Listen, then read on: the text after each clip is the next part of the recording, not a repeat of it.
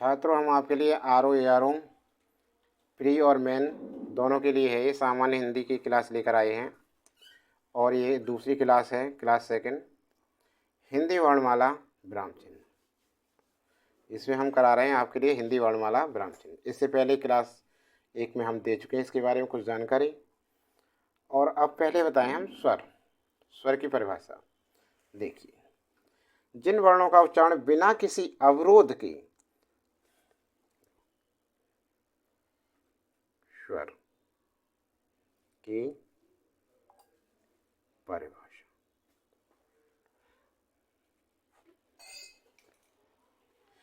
जिन वर्णों का उच्चारण बिना किसी अवरोध के तथा बिना किसी दूसरे वर्ण की सहायता से होता है उन्हें स्वर कहते हैं। हिंदी में स्वर इस प्रकार है: ए आ इ ई उ ऊ री ए ऐ ओ औ।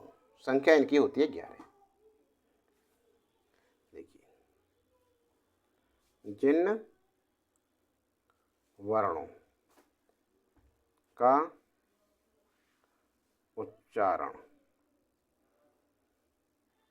बिना किसी अवरोध के तथा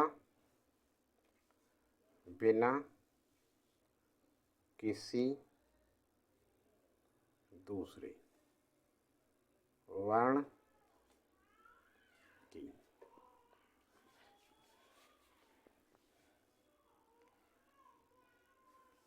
सहायता से होता है उन्हें स्वर कहते हैं। हिंदी में स्वर 11 होती हैं। हिंदी में स्वर देखो कौन कौन से हैं। में स्वर कौन से होते हैं? ए, आ,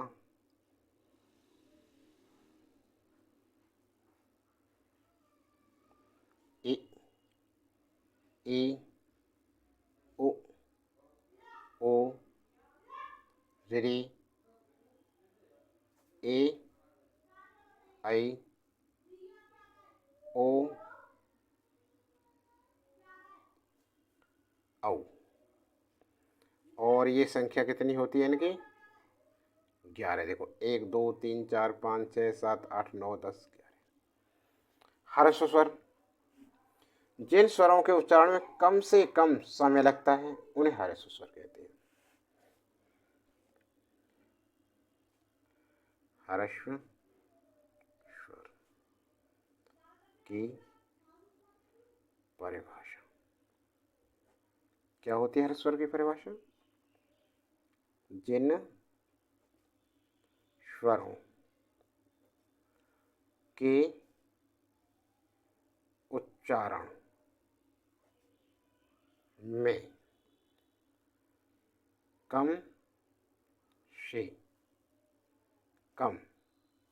से कम समय लगता है उन्हें ह्रस्व स्वर कहते हैं। उन्हें ह्रस्व स्वर कहते हैं। ये 4 हैं। कौन कौन से ह्रस्व स्वर? छोटा आ, छोटी ई, छोटा ऊ और रे। इन्हें मूल स्वर भी कहते हैं। इन्हें मूल स्वर भी कहते हैं। समझ में आया ना? इन्हें मूल स्वर भी कहते हैं। अब दीर्घ स्वर क्या होते हैं? देखिए, दीर्घ स्वर की परिभाषा: दीर्घ स्वर क्या होता है देखिए, जिन स्वरों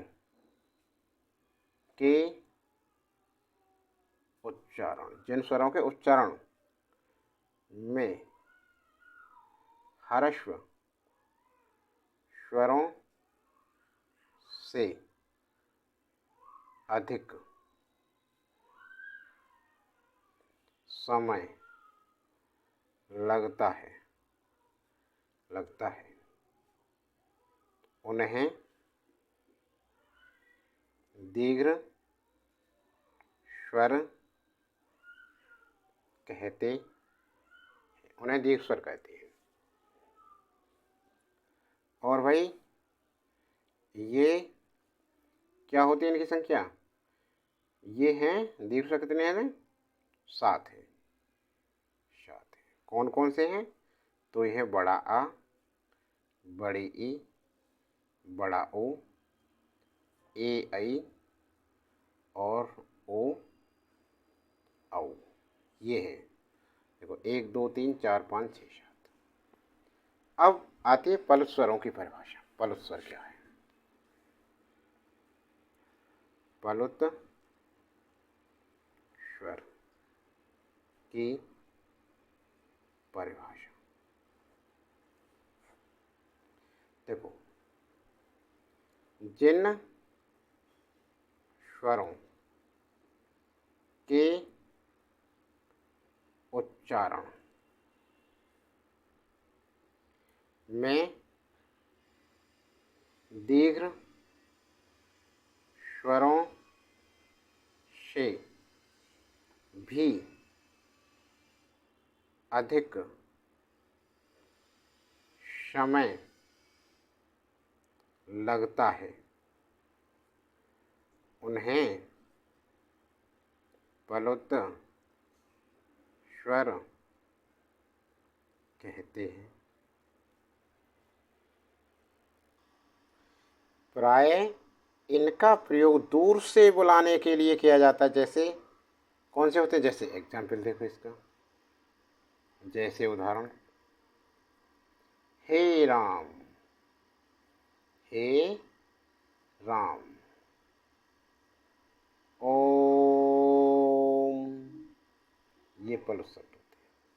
किसी भी स्वर का उच्चारण पलुत स्वर के रूप में किया जा सकता है, किसी भी स्वर का। अब देखिए आपको बताते हैं हिंदी स्वरों का वर्गीकरण। अग्रस्वर,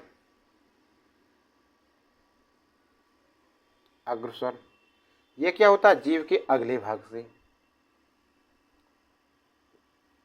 मध्य स्वर, जीव के मध्य भाग से। पश्च स्वर, जीव के पिछले भाग से।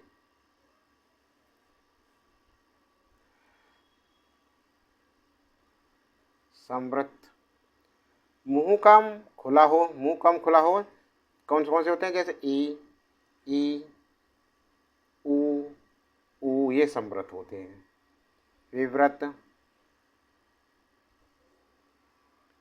मुंह अधिक खुला हो, जैसे ए, आई, ए, आ, ओ, औ, आओ, ये ठीक है ना। अग्र स्वर की परिभाषा क्या है देखिए, जिन स्वरों के उच्चारण में जीव का अगला भाग ऊपर नीचे उठता है अग्र स्वर कहे जाते हैं। जैसे ए ई, ए आई, ए आई अगला। पश्च स्वर की परिभाषा, जिन स्वरों के उच्चारण में जीव का पिछला भाग सामान्य से ऊपर उठता है, पश्च जब ही तो आया पश्च स्वर कहे जाते हैं। जैसे आ, ओ, औ, आंग, अंग। मध्य स्वर की परिभाषा, हिंदी में आ, छोटा आ, ए, हिंदी में आ। स्वर केंद्रीय स्वर है जिस इसके उच्चारण में जीभ का मध्य भाग थोड़ा सा ऊपर उठता है। हिंदी में अ स्वर केंद्रीय स्वर है, इसके उच्चारण में जीभ का मध्य भाग थोड़ा सा ऊपर उठता है। यह संवृत क्या है? जिन स्वरों के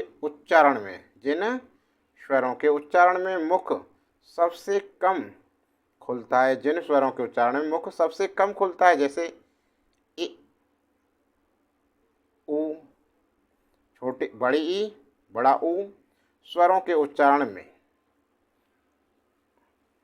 अर्थ संवृत संवृत स्थिति में कुछ अधिक खुलता है, जैसे ई, छोटी ई और छोटा ऊ स्वरों के उच्चारण में।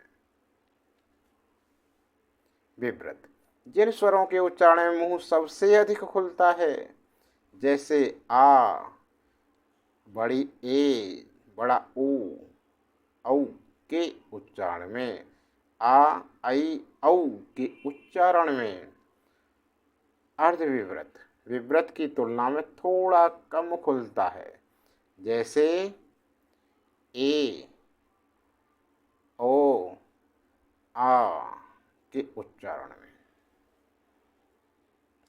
तो छात्र वीडियो कैसी लग रही है आपके लिए? वीडियो अच्छी लगी तो लाइक नहीं किया अभी तक, और अभी तक चैनल को सब्सक्राइब नहीं किया है तो जल्दी से जल्दी करना है फटाफट। और अन्य video SSC CGL, SSC GDS, SSC GD constable, SSC CGL, SSC CHSL, UPSC UPPCS, RO,